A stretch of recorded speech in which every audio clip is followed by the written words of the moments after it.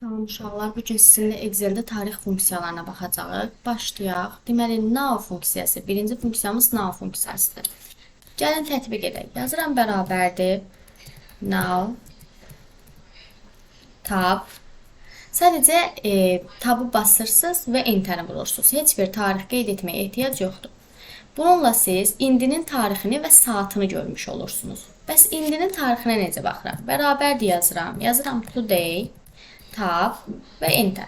Все. Bugünün tarixini göstərir. Deməli, today ilə now-nun fərqi nə olur?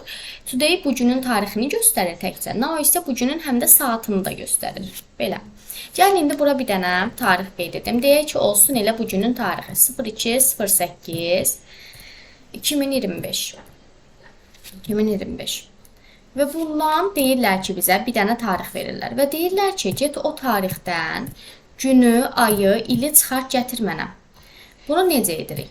Gəlin biraz aşağı çəkim, biraz çox olsun tarixlərimiz, belə. Günü necə çıxardırıq? Day funksiyasına. Yazıram bərabərdir, day, tab, seçirsiniz tarixi, vurursunuz enter-i.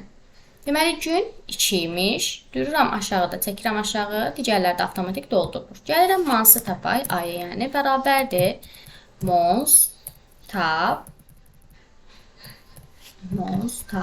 seçdim tariximi, vurdum enter-i və tariximdən ayı çıxartmış oldu. 2 dəfə vurursunuz, digərlər də avtomatik doldurulur. İlli də çıxardaq, bərabərdir year, tab, tariximi seçdim, enter-i vurdum və bundan da illi çıxartmış olursunuz. Durursunuz burada sağda 2 dəfə vurursunuz, o birlər də tab avtomatik doldurulur. Baxın, bir də sizə nəyi göstərəcəm. Deyək ki, bunu çəkdim aşağı, gətirdim bura kimi, ardıcıl düzüldü.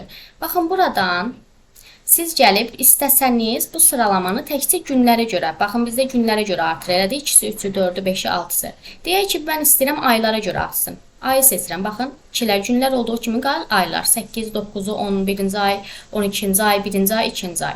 Sonra ilə görə də edə bilərsiniz. Year seçirəm, baxın, 2025, 2026, 27 və s. və ilə axır. Bax, belə, bunlar da istifadə edə bilərsiniz. Məsələn, həftənin gününə görə düzülsün belə. Və yaxud da flash bili bilirsiniz, o tamam başqa bir şeydir, günə görə düzək. Bu da belə. Gəlir bir də həftənin gününün çıxardılması. Deyək ki, elə bu tarixlərin, gəlin bir də həftənin gününü çıxardaq. Yazıram elə burasında 02.08.2025. Görək, bilmirəm məsələn ki, bu həftənin neçənci günüdür. Gəlin həftənin neçənci gün olduğunu çıxardaq. Bərabərdir yazıram. Weekday. Weekday həftənin gününü tapmaq üçün istifadə olunur. Tab. Tariximi seçdim.